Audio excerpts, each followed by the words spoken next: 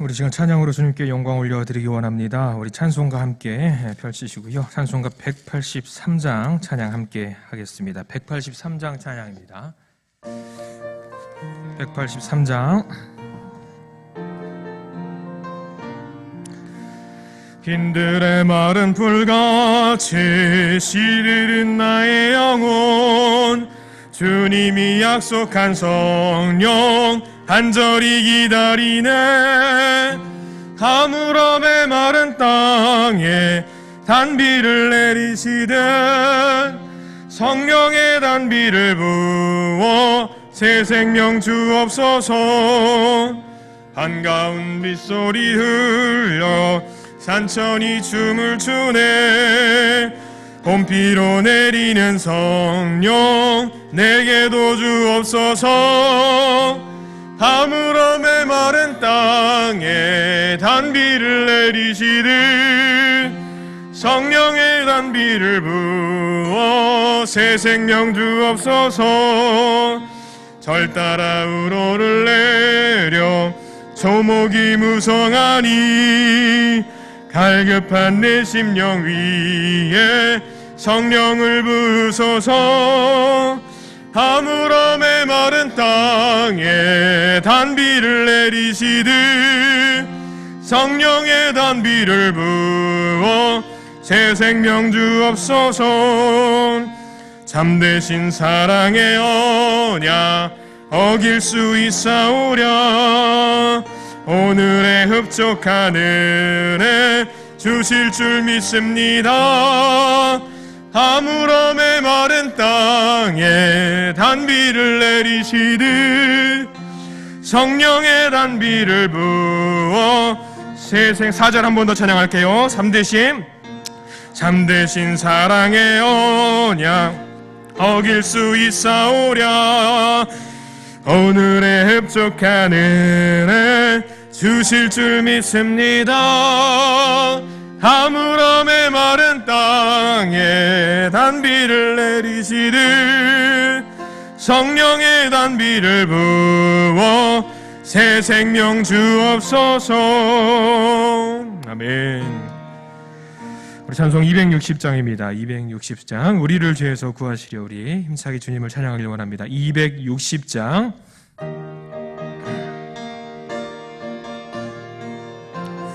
우리 힘차게 찬양합니다. 우리를 죄에서 구하시려.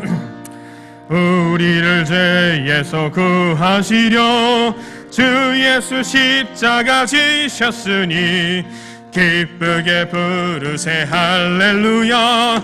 나 구원 얻었네.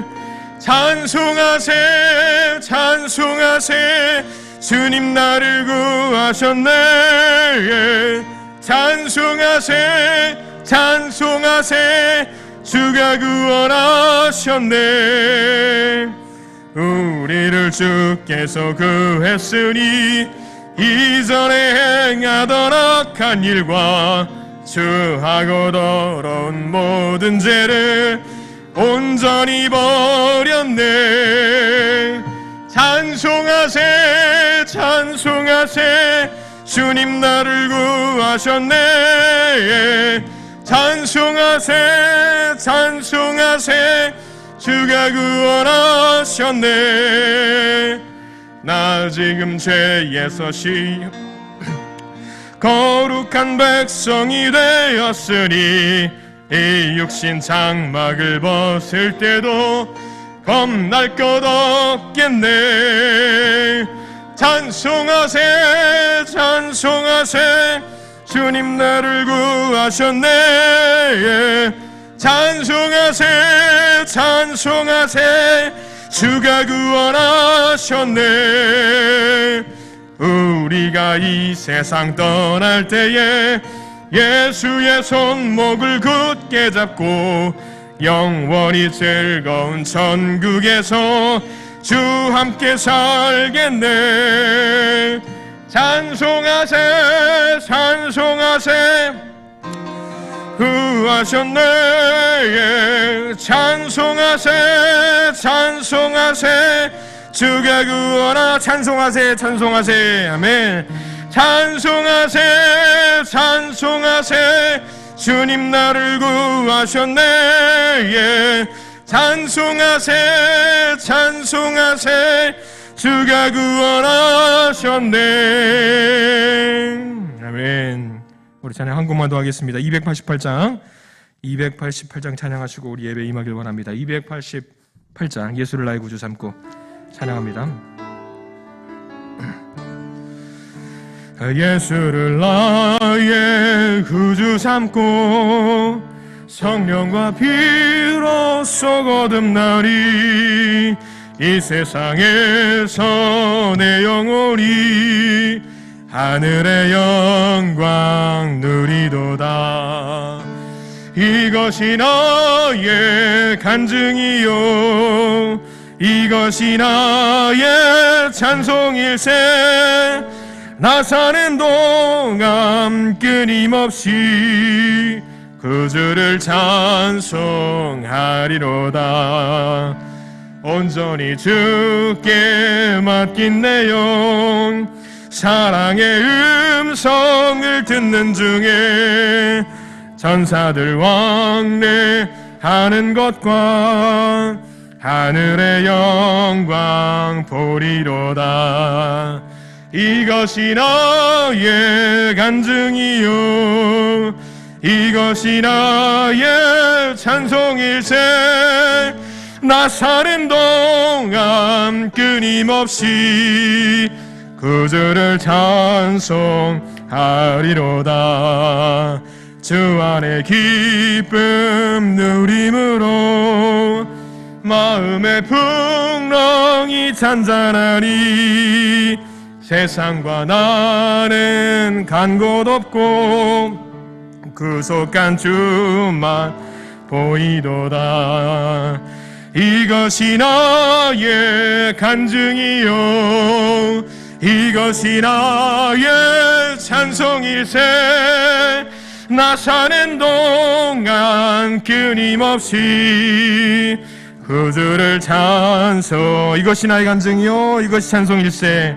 이것이 나의 간증이요 이것이 나의 찬송일세. 나 사는 동안 끊임없이 구주를 찬송하리로다. 아멘. 우리 시간 다 같이 조용한 기도 드리시면서 우리 수요일 밤 예배 함께 드리겠습니다. 기도하시겠습니다.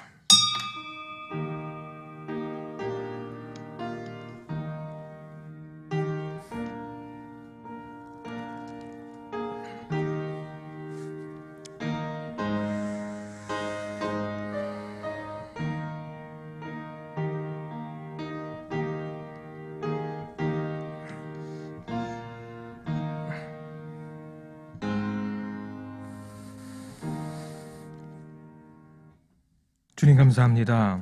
오늘 우리는 수요일 저녁 예배를 함께 모여서 예배드립니다. 우리가 올려드리는 이 예배를 받아 주시옵소서. 함께 모여 예배드려야 할 것인데 그렇게 하지 못하는 우리의 상황을 불쌍히 보시고 코로나 바이러스로 혼탁해진 이 세상이 신속하게 정리되고 바르게 될 수 있도록 축복하여 주시옵소서. 혹시라도 모이기 힘들어진 이 상황에 적응을 해버린 일이 없도록 하시고 모두 한마음 되어서 함께 예배드리는 것이 아름답고 소중한 일이라는 것을 깨달아 알게 하시옵소서.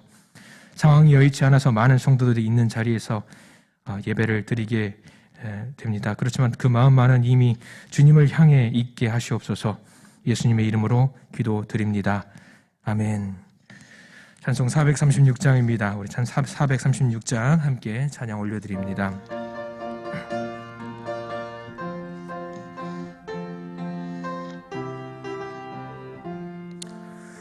나 이제 주님의 새 생명 얻은 몸 옛 것은 지나고 새 사람이로다.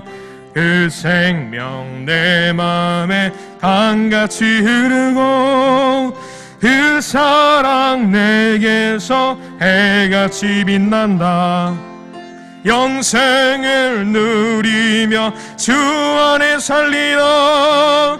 오늘도 내 함께 살리라. 주 안에 감추인 새 생명 얻으니 이전에 줬던 것 이제는 값없다. 하늘의 은혜와 평화를 맛보니 찬송과 기도로 주 함께 살리라. 영생을 누리며 주 안에 살리라. 오늘도 내일도 주 함께 살리라.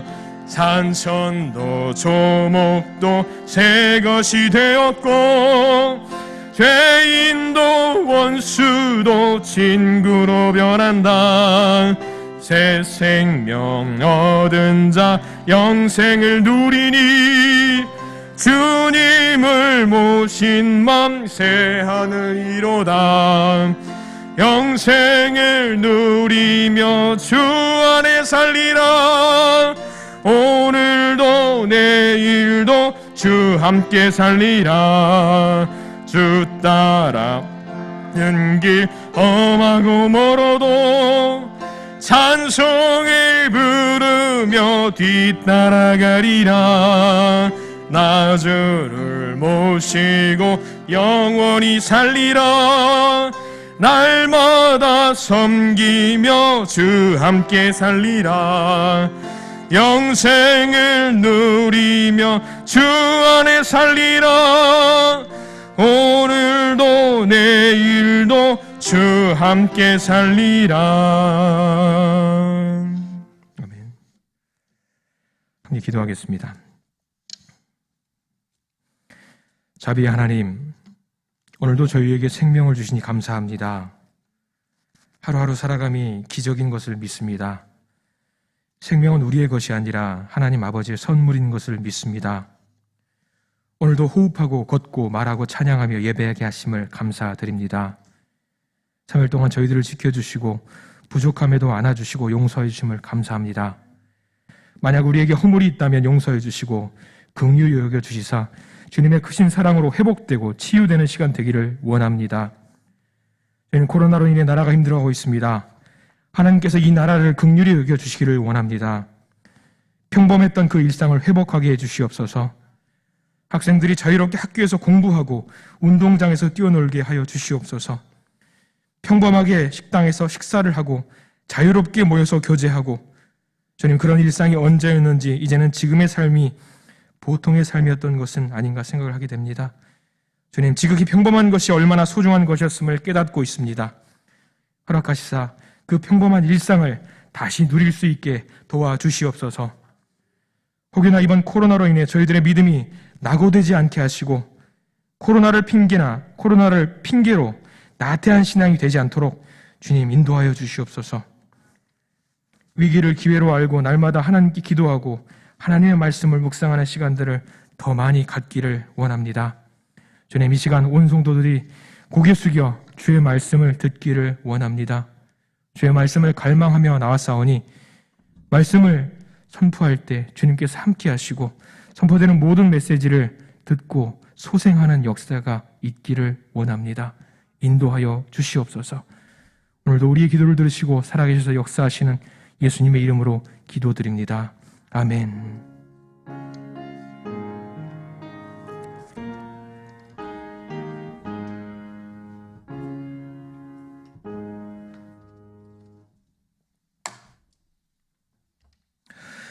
우리 함께 나눌 성경 말씀 보겠습니다. 디모데후서 4장입니다. 디모데후서 4장 1절로 5절까지 말씀 함께 보겠습니다. 디모데후서 4장 1절로 5절까지 말씀인데요. 우리 같이 한번 보기를 원합니다.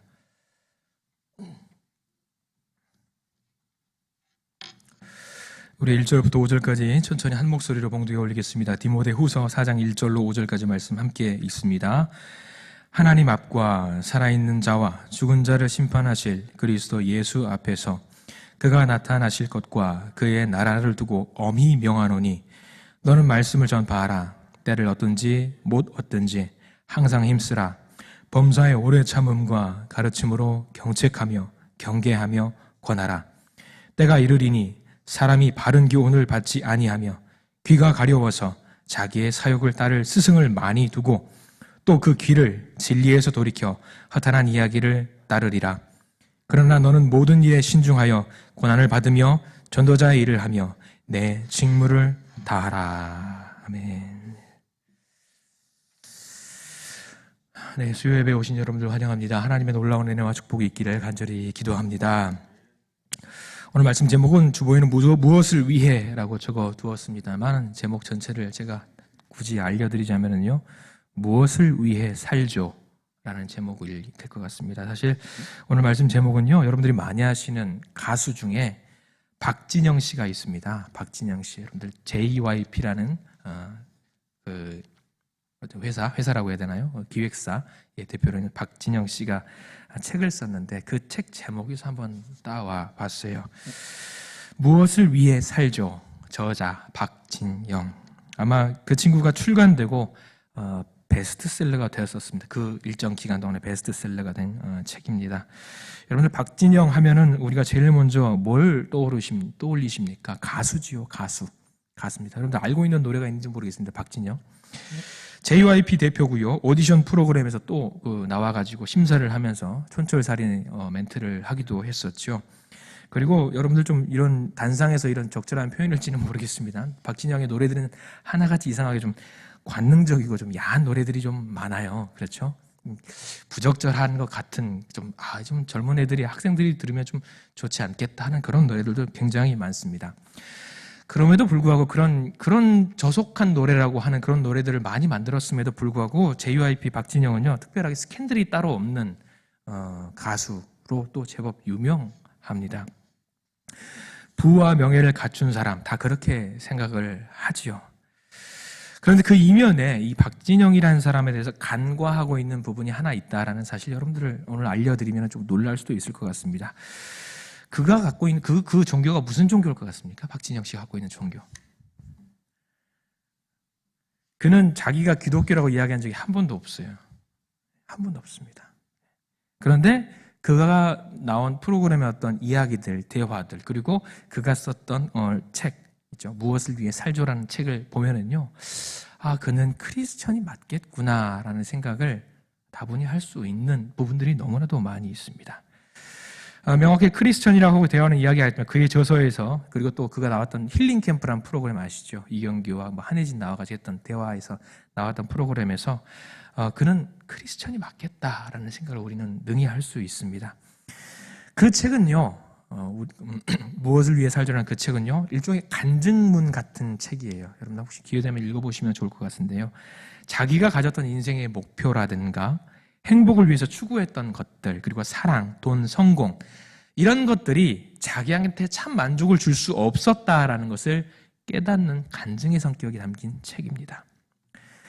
근데 그 사람은요, 그 책 중반부 후반부 넘어가면서 어디서 자기가 진리를 알게 되었냐면 성경을 통해서 진지하게 인생의 답을 찾아갔다라는 내용이 나와 있어요. 그리고 그 내용에 성경의 많은 내용들이 인용이 됩니다. 성경의 내용들이.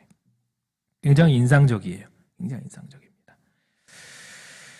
가수 박진영이 진리를 알기 전 사람, 그러니까 마치 바울이 사울이었던 시절처럼 그랬던 것처럼 세상에 많은 사람들이 자기의 인생에 대해서 오해를 하고 있는 부분들이 있습니다. 무엇을 위해 살아야 하는지 모르고 방황하고 있습니다. 그리고 스스로 물어보기도 합니다. 무엇을 위해 살죠? 이 질문에 답할 수 없거나 또는 틀린 답을 하고 있는 경우들이 세상에 많은 사람들이 정말 많이 있습니다.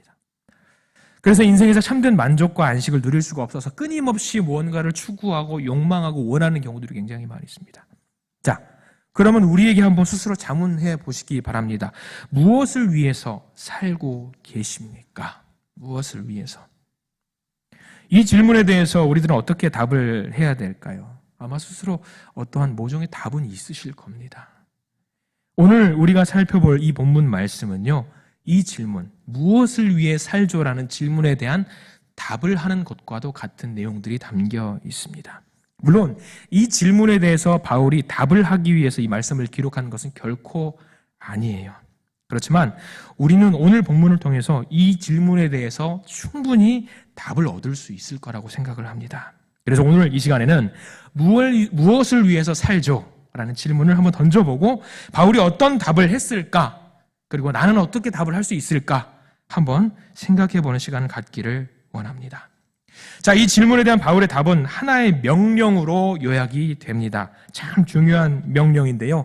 이 명령이 무엇인지 살펴보기 전에 바울이 처하고 있는 상황, 이 분위기를 파악하고 있는 것이 굉장히 중요합니다. 이 명령이 얼마나 크고 무거운 것인지, 얼마나 중대한 명령인지 우리가 더 잘 이해할 수 있어요. 그 상황을 파악을 해보면요.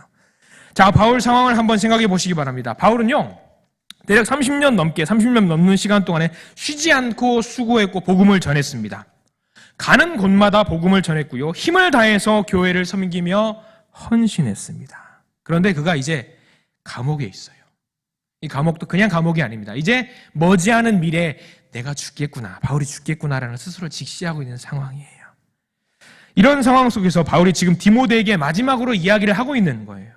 인생의 목적, 디모데야, 인생의 목적은 이런 거란다. 무엇을 위해 살아야 하는지 무엇을 하면서 우리가 살아야 되는지 디모데에게 일러주는 거예요. 그런데 그 상황이, 바울의 상황이 이 명령이 너무 구구절절하고 간절하다는 것을 반증하고 있습니다. 자, 오늘 읽었던 성경 말씀 4장 1절 이렇게 나와 있습니다. 하나님 앞과 살아있는 자와 죽은 자를 심판하실 그리스도 예수 앞에서 그가 나타나실 것과 그의 나라를 두고 엄히 명하노니 라고 나와 있습니다. 엄히 명하노니. 한번 상상해 보세요. 엄히 명하노니. 디모데에게 이 엄히 명하노니가 좀 이제 사전적인 이게 좀 딱딱하게 나와 있는데 간절하게 너에게 말을 한다. 간절하게 정말 진심으로 너에게 말을 한다. 이 말이거든요. 엄히 명하노니. 법정에서 어떻게 보면 맹세하고 증언하는 것과 같은 거예요. 디모데를 향해서 편지를 쓰면서 자기가 뭐 법정에 오라는 얘기는 안 하겠지만 법정으로 초대하는 겁니다. 사도 바울이. 디모데를 초대한 이 법정에 누가 계시냐면 전능하신 하나님이 계세요. 그리고 살아있는 자와 죽은 자를 심판하실 그리스도 예수. 이 상황 속에서 하나님과 우리 예수님이 보고 있는 이 상황 속에서 바울은 재판장이신 하나님 앞에서 엄숙하게, 엄격하게 맹세하고 마지막 증언을 합니다. 여러분들 아이들과 장난하다가 저도 어렸을 때 그랬는데요. 이런 고백, 이런 단언을 하지 말라고 하는 어른들의 믿음의 선배들이 있습니다.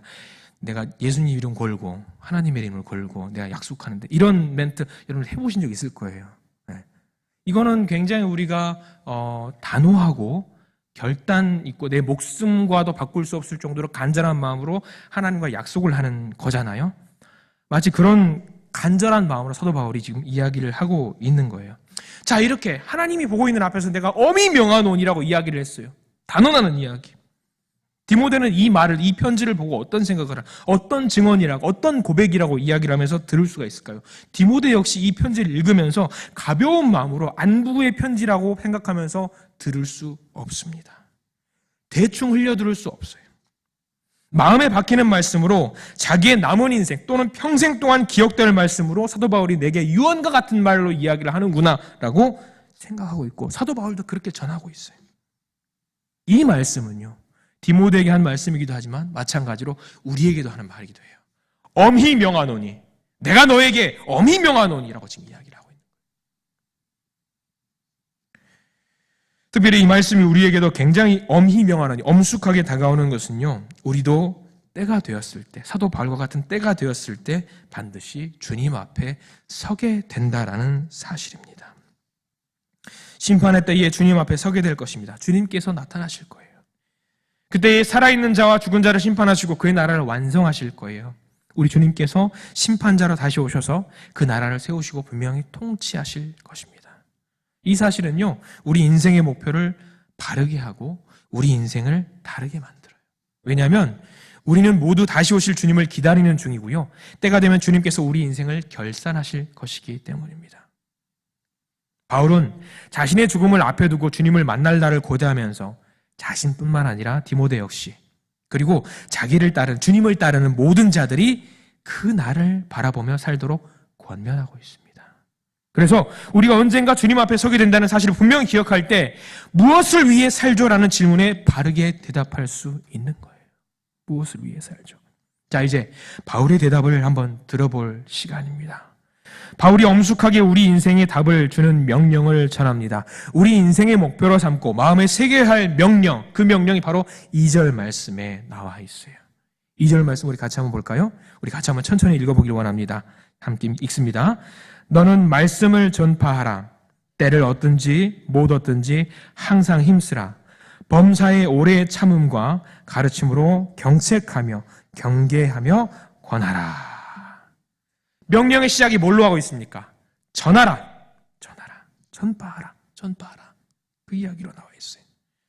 바울은 엄숙하게, 엄격하게 이 명령을 전하고 있습니다. 이 전파하는 것은요, 그냥 전하는 것이 아닙니다. 여러분 생각을 해보세요. 왕의 사자로서, 왕의 메신저로서 명령에 대해서, 왕의 메신저로서 이 명령을 받았다라고 하는 것은 왕의 부름을 받았다는 거예요. 왕의 사절입니다. 왕이 전하는 메시지를 가졌다는 것이고요. 왕에게 위엄을 받아서 이 메시지를 전하는 거예요. 대충 전해서는 안 되는 겁니다. 왕을 대신해서 하는 거거든요. 이 전파하라는 명령의 중요함과 명령의 가치 깨달을 수밖에 없습니다. 이 명령에 대해서 성실하게 반응하도록 우리를 자극합니다. 우리가 하나님께 위임받은 자라는 사실, 여러분들 하나님께서 이 메시지, 이 복음을 전파하라는 사실 여러분들에게 전권을 주셨어요. 그러면 여러분들 엄하게 생각을 할 수밖에 없습니다. 가볍게 경히 생각할 수가 없어요. 네, 그렇잖아요. 그렇다면 우리가 이 명령에 대해서 어떻게 충성할 수 있을까? 어떻게 할 수 있을까? 이 전파라는 명령을 오늘 성경 말씀에서는 육하원칙에 따라서 친절하게 설명해 주고 있어요. 전파하라. 어떻게 충성해야 될지 육하원칙에 대해서. 자, 말씀의 순서에 따라 차례로 한번 생각을 해보길 원합니다. 누가 그리고 무엇을. 누가 그리고 무엇을. 자, 4장 2절 아까 읽었죠? 너는 말씀을 전파하라라고 했습니다. 무엇을이 나왔습니다.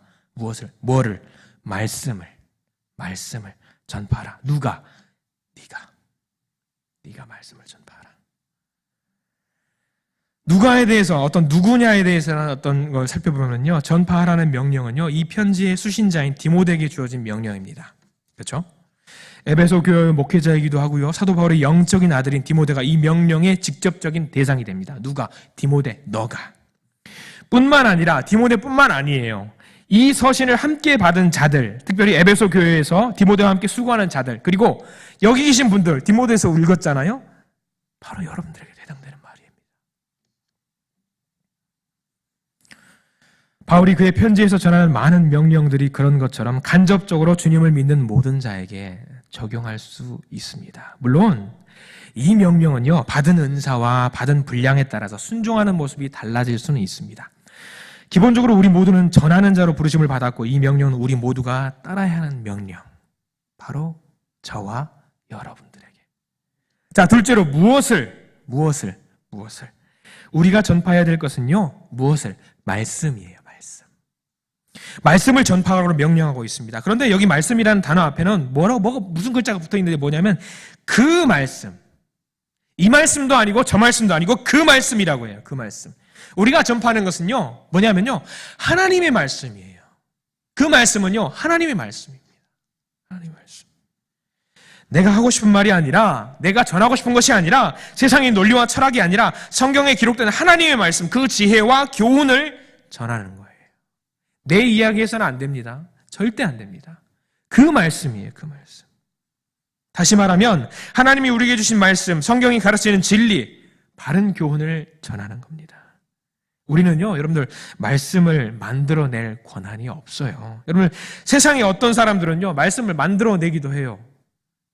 그리고 그 말씀을 만들어낸 어떤 율법이라든가 어떤 규칙을 반드시 지켜야지 구원의 길을 갈 수 있다라고 해요. 그러나 거짓말입니다.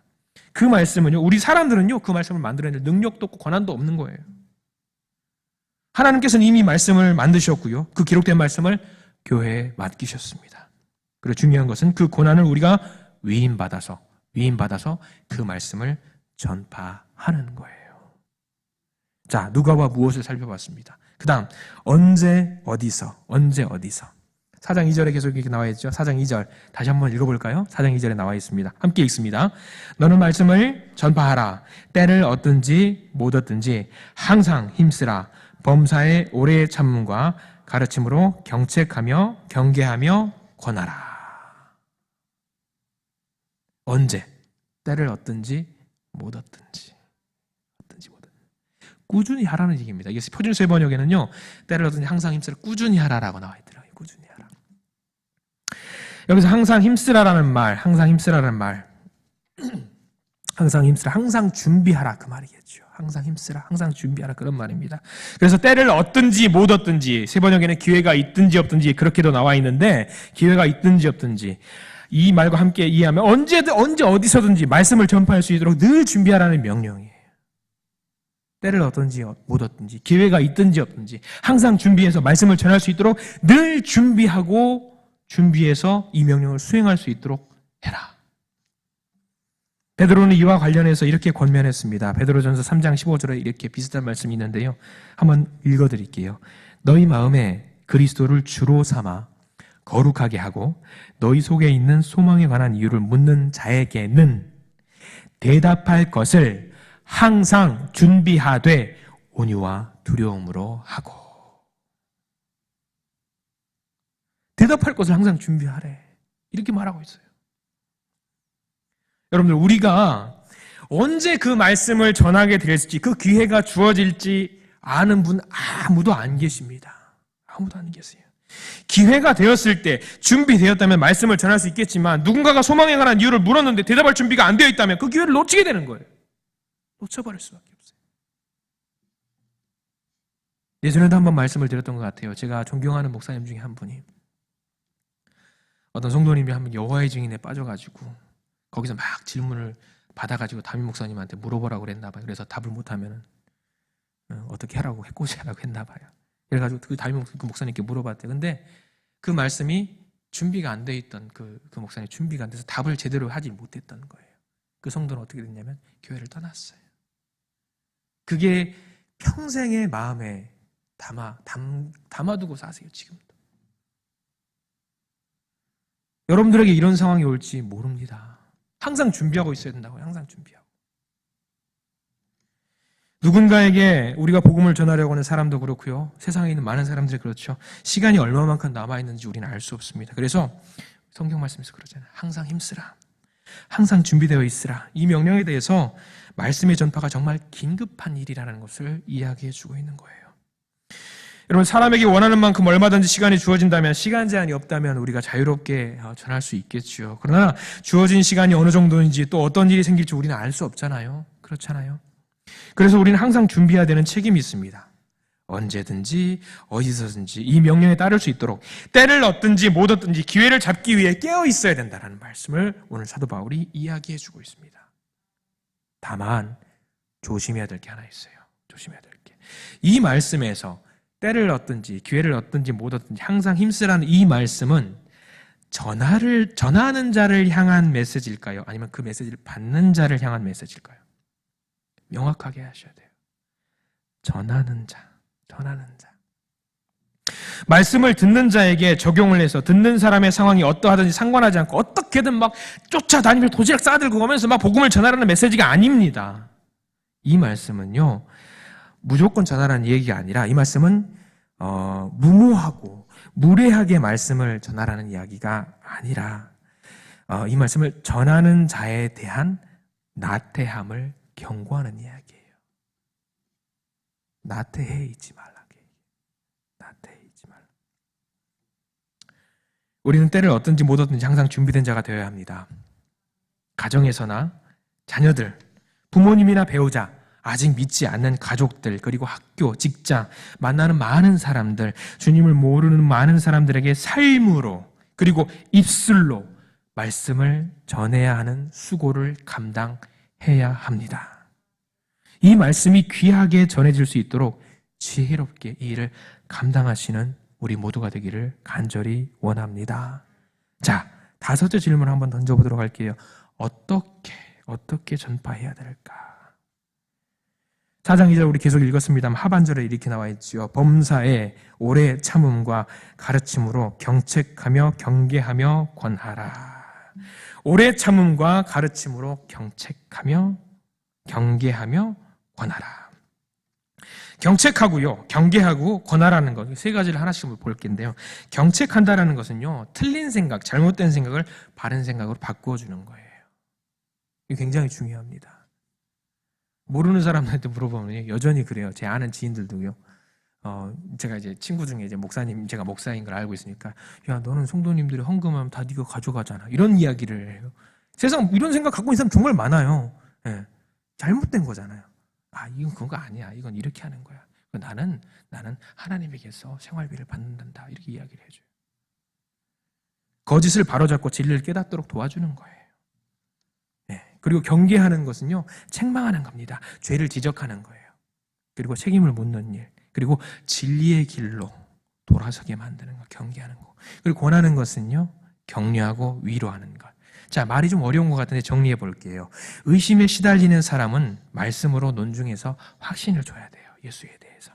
죄에 빠져서 고통하는 사람은요, 말씀으로 책망하며 건져줘야 돼요.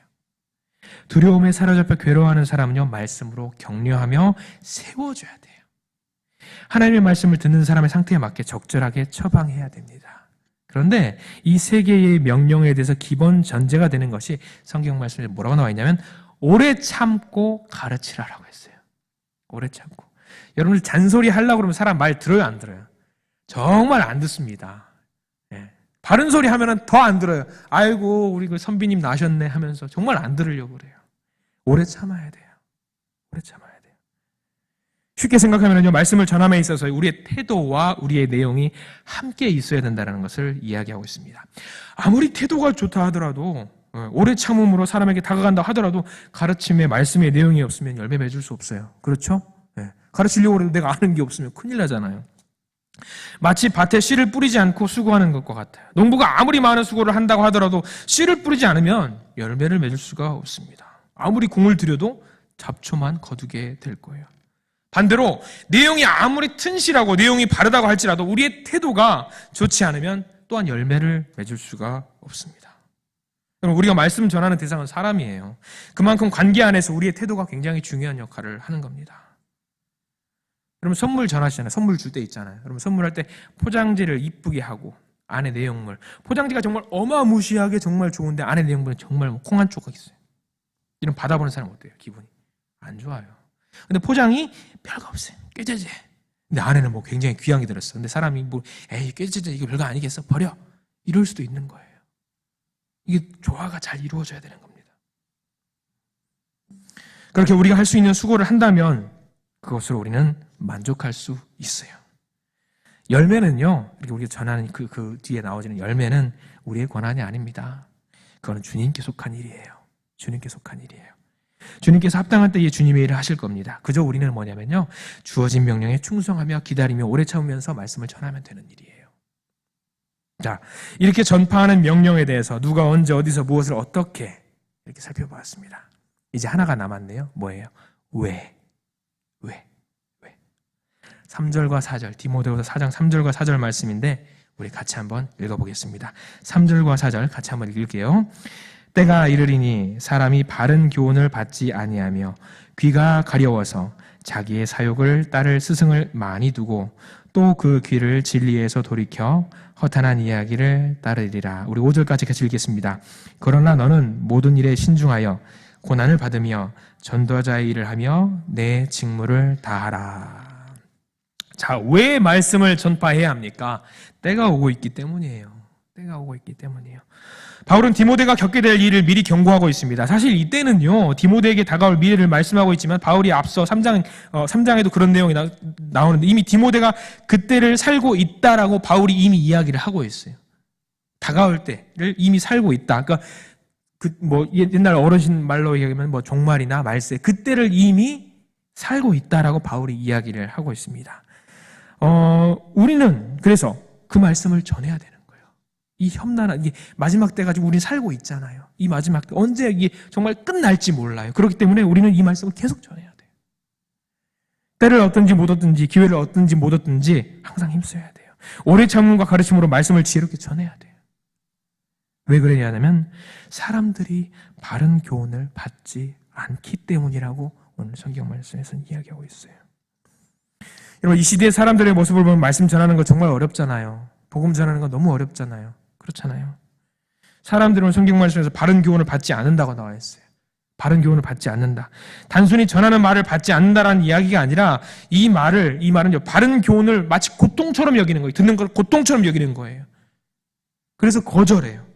진리를 들으려 하지 않아요. 거부해요. 고통으로 생각해요.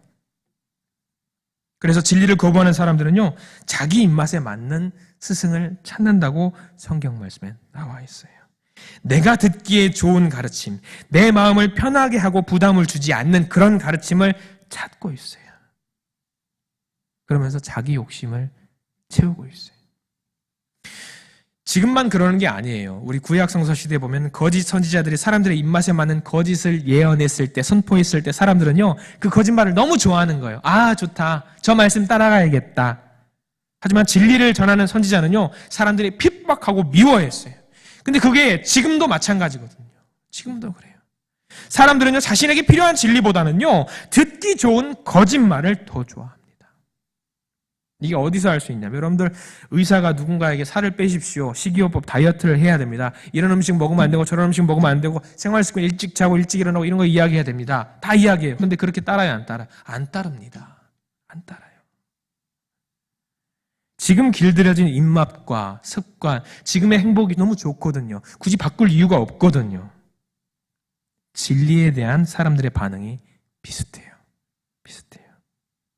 진리를 떠나서 거짓을 선택하고 거짓을 따라요. 이게 현실이에요. 자, 제가 오늘 말씀을 준비하면서 서두에 말씀드렸던 책, 박진영 씨가 썼던 그 책, 무엇을 위해 살죠? 이 리뷰를 좀 찾아봤어요. 인터넷에서 이 책의 그 책을 여러분들 볼 수도 있지만, 이 책을 보기에 앞서 이 책에 어떤 내용이 담겨 있고 사람들이 어떤 반응을 보이는지 리뷰도 있거든요. 그 리뷰에 보면은요, 이 책은 어떤 내용이 담겨 있냐면, 그러니까 뭐 성경 말씀을 막 인용하면서 우리가 바르게 살아야 되고 착하게 살아야 되고 선하게 살아야 되고 성경에 이런 말씀이 있으니까 이 말씀대로 살아야 되고라는 내용들이 담겨 있어요.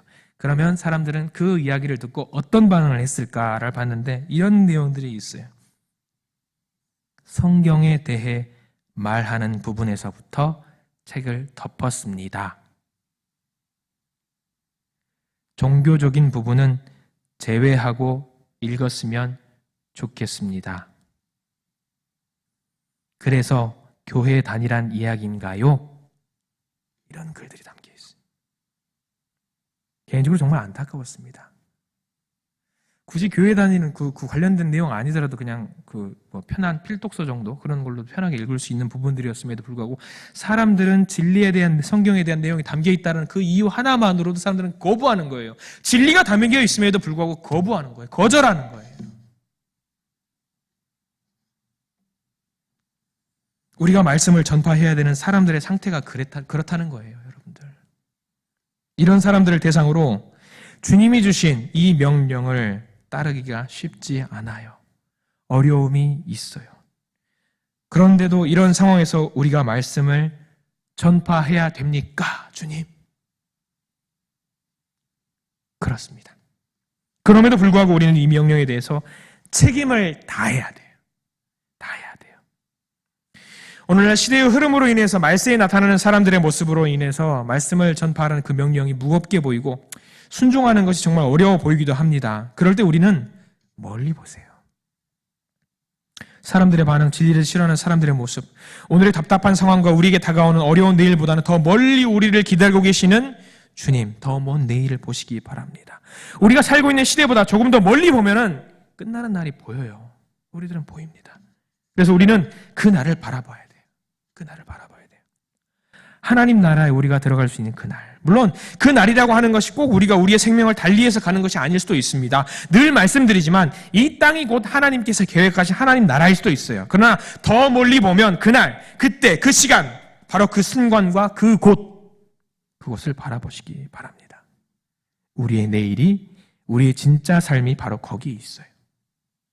주님께서 이 땅에 오셔서 그 나라를 세우시고 통치하실 것, 그날, 그분이 그날에 나타나실 거예요. 그리고 심판하실 것입니다. 우리의 모든 소망이 그날에 이루어져요. 그렇기 때문에 그 날을 바라보시고 인내하시고 오래 참으시기 바랍니다. 힘든 오늘과 어두운 내일을 보는 것이 아니에요. 그 너머 조금 더 멀리 바라보고 그날을 준비하면서 우리에게 주어진 지금의 책임을 다하시기 바랍니다. 그리고 잊지 마시기 바랍니다. 우리가 갖추어야 할 것은요, 성공이 아니에요. 여러분들 성공을 계획하고 있다라고 한다면 내려놓으시기 바랍니다. 주님께서 우리에게 바라는 거는요, 성공했구나 이걸 바라는 게 아니라 충성입니다. 충성이에요. 그러니 기회를 놓치지 않도록 늘 준비하시고 때를 얻든지 못 얻든지 늘 충성하시고 오래 참음으로 우리에게 주어진 말씀을 전하시기 바랍니다. 입술로 전하고, 입술로 전하기 어려우시면 삶으로 전하고 행동으로 전하고, 그런 수고를 우리가 늘 감당하시기 바랍니다. 때로는 논중을 할 때도 있고요, 때로는 반박, 때로는 핍박당할 때도 있습니다. 그렇지만 우리들은 서로 할 수 있는 게 뭐 있어요? 격려할 수 있어요. 위로할 수 있어요. 그리고 그 큰 위로와 격려를 누가 주시냐면 주님께서 우리에게 주세요. 그래서 이 위로를 받아 먹으시면서 충성하시는, 그래서 말씀을 전할 수 있는 우리 모두가 되시기를 이 시간 간절히 기도해 보겠습니다. 기도하겠습니다. 전능하신 주님 감사합니다. 매일의 우리의 삶이 무의미하게 지나갈 수 있었습니다만 주님께서 우리를 택해 주시고 우리에게 삶의 목적을 주셨고 그것에 부합하는 능력을 주셨습니다. 우리가 많은 선물을 받았지만 그것을 알지 못하고 넘어갈 때가 얼마나 많았는지 모릅니다. 내가 움직일 수 있고 말할 수 있고 먹을 수 있고 활동할 수 있는 모든 은혜가 주님으로부터 나온 것임을 잊고 살았습니다. 주님 용서해 주시옵소서. 이 시간 말씀을 통해서 다시 한번 깨닫고 주님의 종으로 살아감에 있어서 부족함이 없도록 도우시옵소서. 우리의 삶은 다른 어떤 것도 아닌 주님을 위한 것임을 우리가 기억하게 하여 주시옵소서. 무엇을 위해 살죠? 무엇을 위해 살 것인가? 무엇을 위해서 내가 존재할 것인가? 무엇을 위해서? 이 물음에 대해서 우리는 주님을 전파하기 위해서, 주님을 전하기 위해서, 주님의 사랑과 주님의 은혜와 주님의 돌보심을 전하기 위해서라고 당당하게 말하고 선포할 수 있는 우리가 되도록 인도하여 주시옵소서. 감사합니다, 주님. 우리는 주님의 것이오니 주님을 위해서 산다고 고백하게 인도하여 주시옵소서. 예수님의 이름으로 기도드립니다. 아멘. 성부와 성자와 성령 삼위일체 하나님의 놀라운 은혜와 축복, 사랑이 주님을 전파하기 위해서, 주님을 위해서 살기로 작정하고 예배에 임하는 우리 모두에게와 우리 교회 송파은혜교회와 속해 있는 모든 구성원들과 가족들을 위해 이 땅과 이 나라 위에 이제로부터 영원토록 함께 하시기를 간절히 축원하옵나이다. 아멘. 우리 각자 뜨겁게 기도하시고 귀가하시기 바랍니다. 기도하겠습니다.